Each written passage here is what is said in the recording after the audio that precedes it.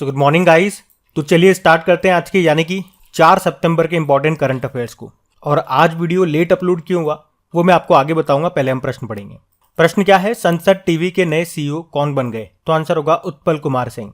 आपको याद है राज्यसभा टीवी और लोकसभा टीवी को मर्ज करके मिला करके संसद टीवी बना दिया गया था और फिर उसके सीईओ बनाए गए थे रवि कपूर, पर अब उनकी जगह उत्पल कुमार सिंह बनेंगे इसके नए सीईओ। ये वर्तमान में लोकसभा महासचिव भी हैं। अच्छा, एक प्रश्न और यहां से बनेगा, किसकी समिति की सिफारिश पे इसका नाम बदला गया था? संसद टीवी रखा गया था, तो आंसर होगा सूर्य प्रकाश। बाकी आप जानते हो नेशनल इंफॉर्मेटिक्स सेंटर के डायरेक्टर जनरल कौन बने? राजेश गेरा। लार्सन एंड टुब्रो के एमडी सीईओ बने एसएन सुब्रमण्यन। और एचपीसीएल के सीएमडी कौन बने? पुष्प कुमार जोशी। और टीवी से एक डे भी होता है, world TV day, television day. ये होता है 21 नवंबर को, तो ये आप याद रखना। बढ़ते आगे। फिर बताइए, अभी हाल ही में कनाडा में किसके नाम पर एक सड़क का नाम रखा गया है? तो आंसर होगा AR रहमान। तो कनाडा के मरखम शहर में एक सड़क का नाम विश्वविख्यात संगीतकार AR रहमान के नाम पर रखा गया। इसके बाद उन्होंने कहा AR रहमान ने कि वे अब कड़ी मेहनत करते रहने और लोगों को प्रेरित करने की अधिक जिम्मेदारी महसूस करते हैं। तो कनाडा में किसके नाम पे सड़क का नाम रखा गया, ये याद रखना, AR रहमान। इसी तरह से आपको याद होगा इजराइल ने भी अपनी एक सड़क का नाम रखा था, किसके नाम पे? रविंद्रनाथ टैगोर जी के नाम पे, टैगोर स्ट्रीट रखा था। हरियाणा ने अंबाला सिटी बस स्टैंड का नाम बताओ किसके नाम पे रखा था? सुषमा स्वराज जी के नाम पे। और भारत की पहली स्टील सड़क ये कहाँ पे बनी थी? 1 किलोमीटर लंबी बनी थी ये सूरत में। वैसे आप जानते हो जम्मू कश्मीर में जो चेनानी नाशेरी सुरंग है उसका नाम बदल के श्यामा प्रसाद मुखर्जी के नाम पे रख दिया गया था। अच्छा, AR रहमान से अभी आपको याद आएगा, अभी इंडो यूके कल्चर प्लेटफॉर्म का एम्बेसडर इनको बनाया गया था। और आप जानते हो ना, भारत में पहली बार अभी जो 44वां फिडे शतरंज ओलंपियाड हुआ था तमिलनाडु के चेन्नई में, उसका एंथम क्या था? वणक्कम चेन्नई। उसको AR रहमान ने ही गाया था। और इनकी बायोग्राफी अगर आपसे पूछ लें तो वो है notes of a dream, the authorised biography of AR Rahman, जिसे लिखा किसने? कृष्णा त्रिलोक ने। ये भी आप याद रखना। बढ़ते आगे। चलो बताओ, अभी हाल ही में किस राज्य सरकार ने केवल महिलाओं के लिए ऋण योजना महिला निधि शुरू की है? तो आंसर होगा राजस्थान। तो अभी राजस्थान के जो मुख्यमंत्री हैं अशोक गहलोत, उन्होंने केवल महिलाओं के लिए ऋण योजना शुरू की है जिसका नाम है महिला निधि। और इसे नए व्यवसाय शुरू करने के लिए महिलाओं को ऋण की उपलब्धता सुनिश्चित करने के लिए शुरू किया गया है। इस योजना में क्या होगा? 48 घंटों के भीतर 40,000 रुपये और 15 दिनों के भीतर 40,000 रुपये से ज़्यादा का ऋण दिया जाएगा। और इस तरह से तेलंगाना के बाद राजस्थान महिला निधि योजना स्थापित करने वाला देश का दूसरा राज्य बन गया है। आपको याद होगा राजस्थान में गर्भवती महिलाओं की विशेष स्वास्थ्य देखभाल के लिए आंचल अभियान शुरू किया गया था। और बताओ, देश का पहला पूर्ण महिला स्वामित्व वाला FLO फिक्की लेडीज ऑर्गेनाइजेशन औद्योगिक पार्क कहाँ पे खोला गया? तो आंसर होगा हैदराबाद में। अभी हिमाचल प्रदेश ने नारी को नमन योजना शुरू की थी जिसमें राज्य की महिलाओं को वहां की सरकारी बसों में 50% की छूट मिलेगी। और अभी बताओ, किस बैंक ने केरल के कोझिकोड में पहली महिला शाखा खोली है? तो आंसर होगा HDFC बैंक ने। इसी तरह से जम्मू कश्मीर ने सेल्फ हेल्प ग्रुप महिलाओं के लिए साथ नाम से एक पहल भी शुरू की थी। उसी तरह से गूगल ने महिलाओं को बढ़ावा देने के लिए वुमेन विल वेब प्लेटफॉर्म को लॉन्च किया था। और अभी महिलाओं को मुफ्त पीरियड प्रोडक्ट्स देने वाला पहला देश कौन सा बना? तो आंसर होगा स्कॉटलैंड। आप जानते हो अंतर्राष्ट्रीय महिला दिवस कब होता है? 8 मार्च को होता है। और राष्ट्रीय महिला दिवस होता है 13 फरवरी को। इस दिन वर्ल्ड रेडियो डे भी होता है। और 13 फरवरी को ही नेशनल वुमेन्स डे क्यों मनाते हैं? बताओ किनका जन्मदिन होता है, बताओ आप। बाकी हम देख लेते हैं। राजस्थान की बात है तो ये रहा मैप में राजस्थान। देखो, राजस्थान की कैपिटल जयपुर हो गई जिसको पिंक सिटी भी कहते हैं और इसे वर्ल्ड हेरिटेज साइट का दर्जा भी मिला है। जयपुर में ही बनेगा विश्व का तो तीसरा और देश का दूसरा सबसे बड़ा क्रिकेट स्टेडियम। वैसे राजस्थान दिवस कब मनाते हैं हम? 30 मार्च को। यहाँ के मुख्यमंत्री अशोक गहलोत हैं और गवर्नर कौन है? कलराज मिश्र। इन्होंने एक बुक भी लिखी है, उसका नाम है संविधान, संस्कृति और राष्ट्र। अभी भारत और ओमान के बीच में एक एक्सरसाइज हुआ था ईस्टर्न ब्रिज नाम का, ये राजस्थान के जोधपुर में हुआ था। और भारत और ओमान के बीच में इसी साल अल नजाह नाम का एक्सरसाइज भी हुआ अभी अगस्त में, वो भी राजस्थान में हुआ था।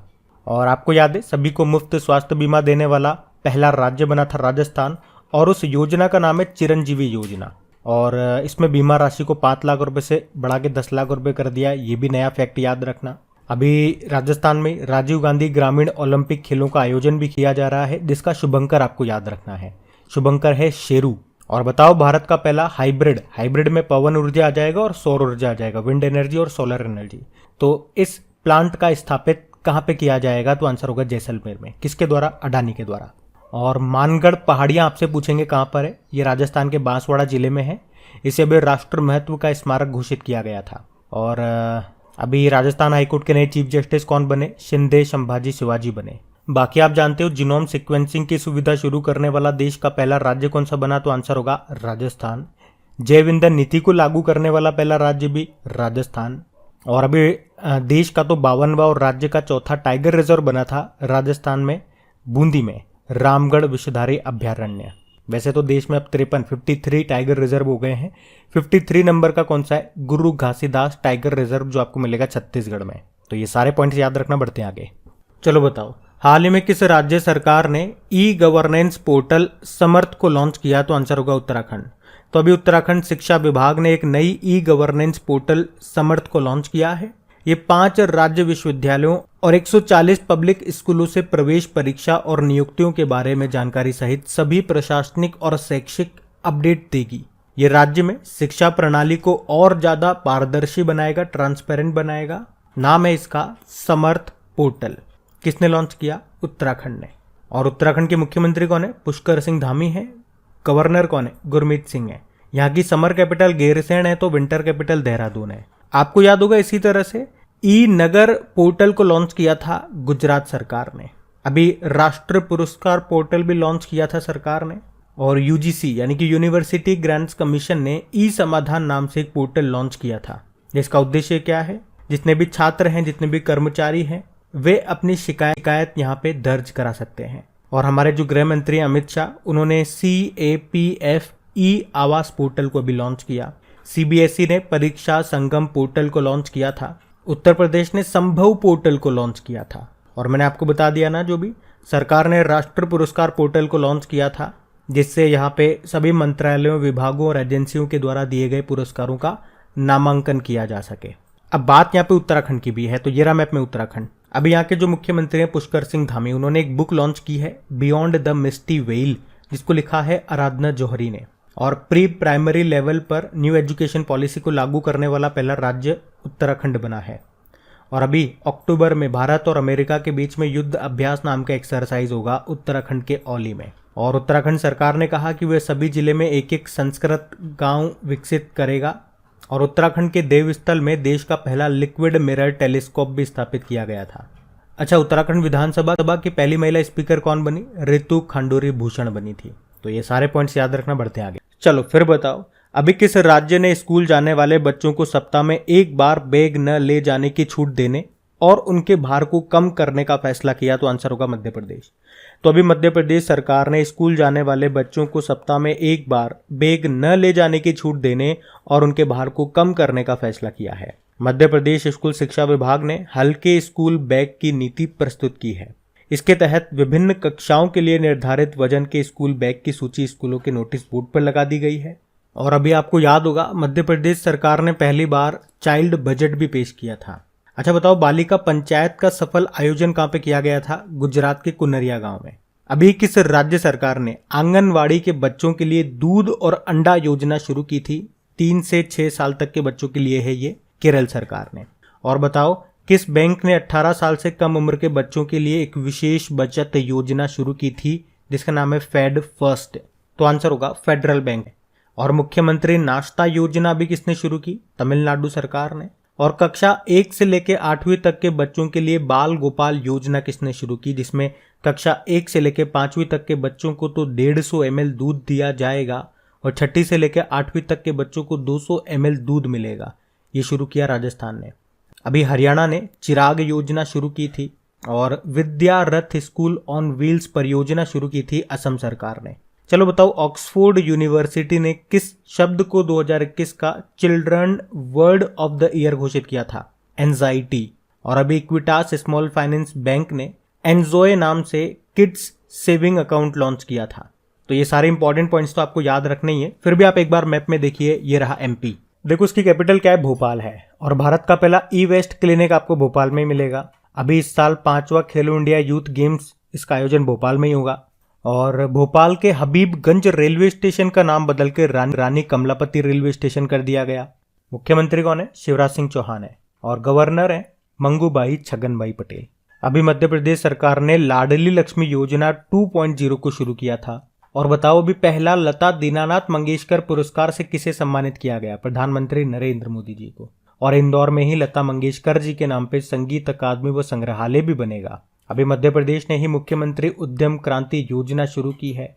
और बताओ एशिया का सबसे बड़ा बायो सीएनजी प्लांट ये कहाँ पे स्थापित होगा, मध्य प्रदेश के इंदौर में। लेकिन बायोमास से हाइड्रोजन प्लांट बनेगा मध्य प्रदेश के खंडवा जिले में।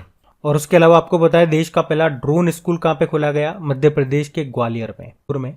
भारत का पहला जियोलॉजिकल पार्क बनेगा मध्य प्रदेश के जबलपुर में लम्हेटा गांव में। तो ये सारे पॉइंट्स आप याद रखना बढ़ते। फिर बताओ अभी सितंबर 2022 में किस कंपनी ने भारत के पहले एलएनजी ईंधन वाले ग्रीन ट्रक का अनावरण किया, तो आंसर होगा ब्लू एनर्जी। तो अभी ब्लू एनर्जी मोटर्स ने भारत के पहले एलएनजी ईंधन वाले ग्रीन ट्रक का अनावरण किया। तो ट्रक निर्माण सुविधा ये पुणे के पास चाकन में स्थित है। इस सुविधा का उद्घाटन केंद्रीय सड़क परिवहन व राजमार्ग जो मंत्री हैं नितिन गडकरी उन्होंने किया है। ब्लू एनर्जी मोटर्स के ट्रक लिक्विड नेचुरल गैस से चलने वाले लंबी दूरी के भारी शुल्क वाले ट्रक होंगे। चलो आप मुझे बताओ कि पिछले साल की बात है, नितिन गडकरी जी ने ही भारत के पहले निजी एलएनजी सुविधा प्लांट का उद्घाटन कहां पे किया था, तो आंसर होगा नागपुर में। और बताओ अभी सभी पंजीकृत यानी कि रजिस्टर्ड कमर्शियल वाणिज्यिक वाहनों को जोड़ने वाला पहला भारतीय राज्य कौन सा बना, तो आंसर होगा हिमाचल प्रदेश। अभी इंडियन आर्मी को बख्तरबंद गाड़ियां टाटा कंपनी ने दी है, जिसका नाम क्या है, quick reaction fighting vehicle medium. और भारत की स्वदेशी रूप से विकसित पहली हाइड्रोजन फ्यूल सेल बस अभी कहां पे लॉन्च हुई थी, पुणे में। बताओ vehicle moment tracking system mobile application को किसने लॉन्च किया, तो आंसर होगा हरियाणा। आपको याद है भारत जर्मनी को पछाड़कर चौथा सबसे बड़ा वाहन बाजार बन गया है।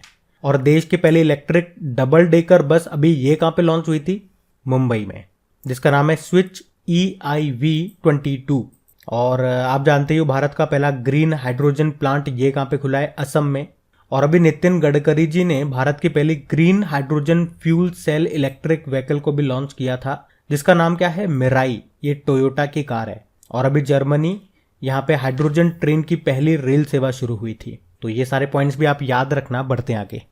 चलो फिर बताओ रेमन मैग्सेसे पुरस्कार 2022 ये इस बार किस एक को नहीं दिया गया। ये 4 ऑप्शन आपके सामने हैं, इनमें से किस एक को अभी 2022 का नहीं दिया गया ये बताना है। तो आप जानते ही हो इन पुरस्कारों का जो नाम है फिलीपीन के एक राष्ट्रपति के नाम पे रखा गया, जिनकी 1957 में विमान हादसे में मृत्यु हो गई थी। और ये पुरस्कार उन लोगों को दिया जाता है जिन्होंने एशिया के लोगों की निस्वार्थ सेवा की है। ये पुरस्कार दिए कहाँ पे जाते हैं, तो फिलीपींस की कैपिटल मनीला में 30 नवंबर को ये दिए जाते हैं। और याद रखना इन्हें एशिया का नोबेल पुरस्कार भी कहा जाता है। और इस बार ये कौन से नंबर का है, 64 नंबर का है। इस बार ये 4 लोगों को मिला है। तो कौन है वो 4 लोग, तो एक है सोथियारा छिम, ये कंबोडिया मनोचिकित्सक हैं। एक महिला है इनमें चारों में, जिसका नाम है तदाशी हतूरी, ये जापानी नेत्र रोग विशेषज्ञ हैं। एक है बर्नाडेट मैड्रिड, ये फिलीपींस के बाल रोग विशेषज्ञ हैं। और एक है गैरी बेंचेघी, ये इंडोनेशियाई पर्यावरण कार्यकर्ता है। मतलब इसका उत्तर हो जाएगा option D, doctor Firdausi Qadri. इस बार इनको नहीं दिया गया, इन्हें पिछली बार 2021 में मिला था। अच्छा, यहाँ से एक और प्रश्न आपके मन में आ सकता है कि रेमन मैग्सेसे पुरस्कार प्राप्त करने वाले पहले भारतीय कौन थे, तो आंसर होगा विनोबा भावे थे। तो वो नाम भी आप याद रखना। और ये चारों नाम मैंने आपको बताया, ये ध्यान रखना। एशिया का नोबेल पुरस्कार से कहा जाता है। बढ़ते आगे। चलो बताओ अभी हाल ही में नुआखाई महोत्सव ये कहाँ पे मनाया गया, तो आंसर होगा उड़ीसा में। तो नुआखाई ये मुख्य रूप से उड़ीसा के लोगों के द्वारा मनाया जाने वाला एक कृषि त्योहार है। चावल के नए मौसम का स्वागत करने के लिए इसे मनाया जाता है। नुआखाई 2 शब्दों का मेल है जो नए चावल खाने का प्रतीक है। नुआ का अर्थ होता है नया और खाई का अर्थ होता है खाना। ये गणेश उत्सव के अगले दिन मनाया जाता है और 2022 में से 1 सितंबर को मनाया गया। अच्छा, इसी तरह से उड़ीसा से आपको याद रखना है, यहीं पे रजा पर्व भी मनाया जाता है, बाली जात्रा महोत्सव भी होता है, कोणार्क नृत्य महोत्सव यहाँ होता है, छऊ महोत्सव होता है यहाँ पे, बोईता बंदना महोत्सव हमने मनाया यहाँ पे, और एक शीतल षष्ठी पर्व भी हम यहीं पे मनाते हैं। तो उड़ीसा के ये मुख्य इंपॉर्टेंट त्योहार उत्सव हैं, इनको आप याद रखना। बढ़ते हैं आगे। फिर बताओ, ब्लूमबर्ग की एक रिपोर्ट के अनुसार 2021 के अंतिम 3 महीनों में ब्रिटेन को पीछे छोड़ते हुए दुनिया की 5वीं सबसे बड़ी अर्थव्यवस्था ये कौन बन गई? तो आंसर होगा भारत। तो ब्लूमबर्ग की एक रिपोर्ट आई है, उसके अनुसार भारत 2021 के अंतिम 3 महीनों में ब्रिटेन को पीछे छोड़ते हुए 5वीं सबसे बड़ी अर्थव्यवस्था बन गया है। ये रैंकिंग इंटरनेशनल मॉनेटरी फंड के द्वारा संकलित सकल घरेलू उत्पाद के आंकड़ों पर आधारित है। भारत अब सिर्फ अमेरिका, चाइना, जापान और जर्मनी से ही पीछे है, और 2022-23 में भारत की अर्थव्यवस्था के 7% की दर से बढ़ने का अनुमान है। भारत ने 2021-22 में 8.7% की वृद्धि दर्ज की है। अच्छा, आपको याद होगा, अभी हमने पढ़ा था, ब्लूमबर्ग के अनुसार गौतम अडानी ये दुनिया के तीसरे सबसे अमीर व्यक्ति बन गए हैं। पहले तो एलन मस्क है, दूसरे पे जेफ बेजोस और तीसरे पे गौतम अडानी। ध्यान रखना। बढ़ते हैं आगे। चलो फिर बताओ, अभी सितंबर 2022 में स्टारबक्स के नए मुख्य कार्यकारी अधिकारी यानी कि सीईओ कौन बन गए? तो आंसर होगा लक्ष्मण नरसिम्हन। तो लोकप्रिय अंतर्राष्ट्रीय कैफे श्रृंखला स्टारबक्स ने भारतीय मूल के लक्ष्मण नरसिम्हन को अपना नया सीईओ बनाया है। तो अमेरिका स्थित स्टारबक्स ये दुनिया की सबसे बड़ी कॉफी हाउस श्रृंखला है। आप जानते हो अभी डीआरडीओ के नए चेयरमैन कौन बने? ये नाम तो आपको याद होना ही चाहिए, समीर वी कामत। और सीएसआईआर की पहली महिला डायरेक्टर जनरल बनी है नल्लाथंबी कलाई सेल्वी। और वोडाफोन आइडिया के चेयरमैन बने थे अभी रविंदर टक्कर। तो अब बात करेंगे कल की वीडियो में पूछे गए प्रश्न के उत्तर की। और हाँ, स्टार्टिंग में मैंने आपको बोला था कि वीडियो लेट अपलोड क्यों हो रहा है, उसका कारण क्या है वो मैं बताऊंगा आपको। तो एक्चुअली कल हम लोग माताजी के दर्शन को गए हुए थे, लेट नाइट को घर पे पहुंचे और इतने थक गए थे। और सबसे बड़ी बात, थकने में तो कई बार हमने काम भी किया है, लेकिन सर बहुत तेज दर्द कर रहा था। इस हालत में नहीं थे कि कुछ काम कर सके। काम करते हुए ज़्यादा और तबीयत खराब हो जाती, इसलिए सोना पड़ा। यही कारण है कि मॉर्निंग में वीडियो अपलोड नहीं हुआ। लेकिन जैसे ही मैं मॉर्निंग में उठा, तब से मैं आप लोगों के लिए इसको तैयार कर रहा हूँ। और लेकिन जब अब ये तैयार हो गया, मैं आप लोगों को ये भेज रहा हूँ। तो देखो, कल आपसे क्या प्रश्न पूछा गया था? तो आपसे पूछा था, अभी किस राज्य ने विनाइल के बैनरों पर प्रतिबंध लगा दिया? तो आंसर होगा आंध्र प्रदेश। आप सभी ने प्रश्न का बिल्कुल सही उत्तर दिया। और सेशन अच्छा लगे तो प्लीज़ लाइक करके शेयर ज़रूर कर देना। अब ये रहा आज का आपका होमवर्क प्रश्न।